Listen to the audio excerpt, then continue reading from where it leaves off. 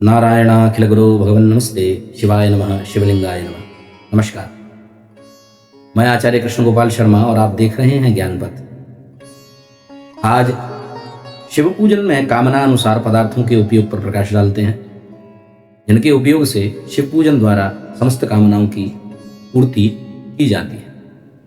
ये काम्य अनुष्ठानों के लिए है, अर्थात विभिन्न पदार्थों द्वारा शिव पूजन पर प्रकाश। शास्त्र कहते हैं, अलंकार प्रियो विष्णुर, जलधारा प्रिय शिव, नमस्कारो प्रियो भानु, ब्राह्मणो भोजन प्रिय। अभिषेक प्रिय शिव, जलधारा प्रियो शिव, अर्थात महादेव को अभिषेक अत्यंत प्रिय है। शास्त्राज्ञानुसार रुद्राष्टाध्यायी तथा मृत्युंजय महामंत्र से शिव महिम्न स्तोत्र आदि से भगवान शंकर का अभिषेक करना चाहिए। भगवान शिव की प्रसन्नता के लिए व्यक्ति को घर में अथवा किसी शिवालय में महादेव का अभिषेक करना चाहिए। आशुतोष भगवान शिव ने अपने कंठ में कालकूट विष को धारण कर रखा है। उस विषाग्नि को शांत करने के लिए उनके मस्तक पर शीतल गंगा जी और चंद्रमा विराजते हैं। उसी विषाग्नि की तीव्रता को शांत करने के लिए भगवान शिव को शीतल वस्तुओं से अभिषेक किया जाता है, जैसे कच्चा दूध, गुलाब जल, इक्षु रस अर्थात गन्ने का रस, चंदन मिश्रित जल, गंगा जल, पुष्प युक्त जल, सुवर्ण एवं रत्न युक्त जल, रत्नोदक, कुशोदक जल आदि। नीलगाय के सींग में जल, दुग्ध आदि भरकर शिव जी का अभिषेक करने से महादेव अत्यंत प्रसन्न होते हैं।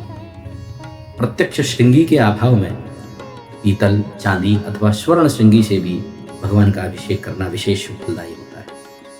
आइए अब शिव पुराण की रुद्र संहिता में विभिन्न पदार्थों की धाराओं द्वारा, विभिन्न पुष्पों द्वारा, विभिन्न धान्यों द्वारा भगवान शिव के पूजन के महत्व पर प्रकाश डालते हैं। शिव पुराणानुसार मनोकामना पूर्ति के लिए विभिन्न पदार्थों की धाराओं से रुद्राभिषेक अत्यंत शुभ फलदायी होता है। अभिषेक करते समय साधक को मस्तक पर भस्म व गले में रुद्राक्ष धारण करना चाहिए। रुद्राक्ष धारण करना, मस्तक पर त्रिपुंड लगाना, ये शिव पूजन के लिए अनिवार्य है। इससे महादेव अत्यंत प्रसन्न होते हैं। शिवलिंग पर शिव सहस्त्रनाम का जप करते हुए घी की धारा करने से वंश का विस्तार होता है। जहाँ वंश वृद्धि में अवरोध हो अथवा अर्थात घर में कन्या ही कन्याओं का जन्म होता, पुत्र जन्म न होता, ऐसे विषय में घी से जलारा करने से वंश का विस्तार होता है। यदि संतति होती ही न हो, नपुंसकता के दूर को करने के लिए भी घी से, घृत से, गौ घृत से शिवाभिषेक अत्यंत फलदायी है। समस्त प्रकार की व्याधियों के विनाश के लिए पात्र में कुश युक्त जल लेकर अर्थात कुशोदक से रुद्राभिषेक करना चाहिए। लक्ष्मी और ऐश्वर्य की प्राप्ति के लिए गन्ने की रस की धारा से शिवजी का अभिषेक अत्यंत फलदायी है। इससे महादेव अपार संपदा प्रदान करते हैं। पशु, संपत्ति आदि के प्राप्ति के लिए दही की धारा से शिवलिंग का अभिषेक करना चाहिए। मानसिक अशांति एवं ग्रह क्लेश की शांति के लिए शर्करा मिश्रित दुग्ध अर्थात दूध में शक्कर मिलाकर उस जल से शिवजी को अभिषेक करना अत्यंत शुभ फलदायी होता है। यदि कोई जीव मंदबुद्धि अथवा जड़ बुद्धि है, अर्थात पढ़ने में मन नहीं लगता, किसी भी कार्य में निर्णय लेने का अभाव है, निर्णय नहीं ले पाता, ऐसे मंदबुद्धिता को दूर करने के लिए भी शिवजी को शर्करा मिश्रित दुग्ध की धारा चढ़ानी चाहिए। शिवलिंग पर गंगा जल की धारा करने से अर्थात तीर्थोदक से अभिषेक करने पर समस्त पापों का नाश होता है। इत्र मिश्रित जल से शिवलिंग का अभिषेक करने से मानसिक रोगों से मुक्ति मिलती है तथा भोगों में वृद्धि होती है। शहद से शिव अभिषेक करने पर असाध्य रोगों का नाश होता है एवं शारीरिक स्वास्थ्य में वृद्धि होती है। सर्वशत्रु नाश के लिए महादेव पर सरसों के तेल की धारा से अभिषेक करना चाहिए। ऐसा करने से समस्त आभिचारिक प्रयोगों एवं शत्रुओं का नाश होता है। बताए गए पदार्थों की धारा से अभिषेक करते हुए